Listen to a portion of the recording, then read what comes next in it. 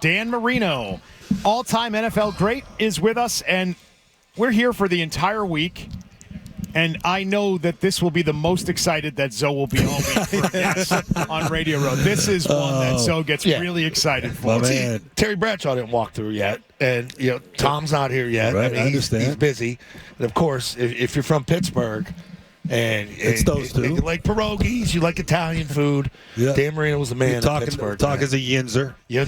That was I tell these guys all the time, and I tell the stories from the playing days. I had 9 years in New England. I said my last year was one of my favorites because I got to had my locker next to this guy, and you look up to him for all those years, and then you get to really see the ins and outs and how Dan ran the building down there. So has two favorite Dan Marino stories that we should verify. Yes, right? Yes. We should verify, and they're pretty simple. One is the tray of meats. So you had Damon, Damon, Alindo, right, or Rondé over. And myself, you invited me for stone crabs. Right. And you had this big stone table outside in the back behind your house. Your wife's there and the kids are there. And he dumped all these stone crabs on it. So we start digging in. And I go, damn, that's your guest house over there. That thing's nice. Who lived in it? Who lived in the guest house wouldn't leave. Ward number 11. Don Strock. It was Strock? I thought it was Jim Jensen. No. It was Don Strock. Yeah. So one of them, man. No, it was Don Strock. Yeah, he was he had retired and he took the coaching job at FIU.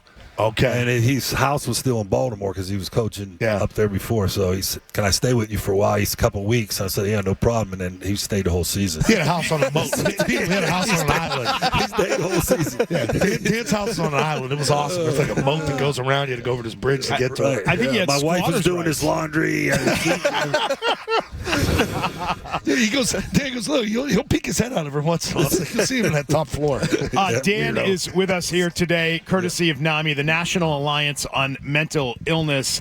Why are you partnered with this, and why is this an important cause? Well, first of all, it's for awareness for NAMI, and it's an important cause because it affects people, all of us. All of us have had a problem or know someone in some way that's had mental issues, and I think we're getting to the point in the world where people are starting to take this seriously and want to help either other people or themselves, and also we have a digital platform, Stay Healthy Zone. We're going to be partnering with NAMI, and that's going to help with their diets, their workout programs, and also just the mental wellness in general. It's great how everything's digital now too. You pop an app open and communicate with things and just have people track it that way. And then the big deal for them was to make it aware that it's okay to ask and it's okay to talk about it, if you have issues. And that's kind of it. So NAMI.org. And that's NAMI.org/thebiggame. To check that out this week in conjunction with the big game that's going on here in New Orleans. How do you like Patrick Mahomes as a quarterback? Yeah, I like him a lot. I mean, how could you not like him because of what he's accomplished already, the things he can do, how he plays the game, how he can come from behind, is to have a chance to win 3 Super Bowls in a row. You know how hard that How long you played? Yeah. I mean, 17 years. Didn't even have I had one chance. That's it. But he is an incredible player. There's no doubt about it. He's a kid that'll be in the Hall of Fame without a doubt someday. Saw you here before you came on, and you say, "Hey, you got to be excited for Vrabel." And I said, "Yeah." It seems like we're going to get that sort of culture back. What it was like to have Jimmy Johnson when you walk in a room gets quiet. You got to run the room. I think Vrabel brings that, but you watch our kid throw, though. And I remember talking to you up there when Drake was getting one of his starts, and he's pretty freaking good. Yeah, he's good. I mean, you watch him in college, too. When you saw him in college. I didn't watch him that much in college. And then, but then calling the games, you get around, he got better game to game, even though he was 1-9. And that's what you want to see out of, your rookie quarterback and coming in. A guy just improve. And look, they were down a little bit this year, the Patriots, and that was a tough year on him. But now it's they're going to be tough in the division again. You got to spend money down there. You know how to do it. Plus, you bring all the ex-Patriots down. You got Chris Greer down there, Marvin Allen, one of my old teammates. Yeah, he played. Hanging with him. I hang out with Marvin all the time. So at least if I retire, maybe I come down and get a nice cushy gig with the Dolphins. You can take care of the meats and the stone crabs. Well, he's going to move into the guest house. Stay 2 weeks. Just for a couple of weeks. No, you're not allowed to guest house. My kid, I'll bring him too. Get lessons in the backyard. He'll listen to me. Dan, Tom Brady's dabbling in helping run the Raiders right now, and there are a lot of all-time greats across sports that have then somehow transitioned sometimes into helping run a team. You've gone from being a player to being in a role with the team. Yeah, a little bit. Yeah. Yeah. How does that work? Why does it work for some people? Why does it not work for others? What would be your advice to Tom Brady going into, helping run a team? Yeah, he doesn't really need my advice, but he is. I think he's a very smart guy. He's gotten a position which a lot of us have played in the NFL haven't been able to be in this position where they can get a part of a team and make an impact and use what your knowledge and use what he has been able to gain over all these years he's played and been coached by Belichick and good coaches and win Super Bowls. So I think he's ready for it. You figured this thing out too for Radio Row. Come Friday. It's a little more lax than Wednesday and Thursday. Don't come Thursday afternoon because you'd be in such demand, right? Yeah, I know. I mean, I couldn't get here anyway, so what was that? On Wednesday, Friday. Oh, no. I was coming for Friday all the time. Oh, okay. Yeah. That's what I'm saying. Like this is the way to do it. Right.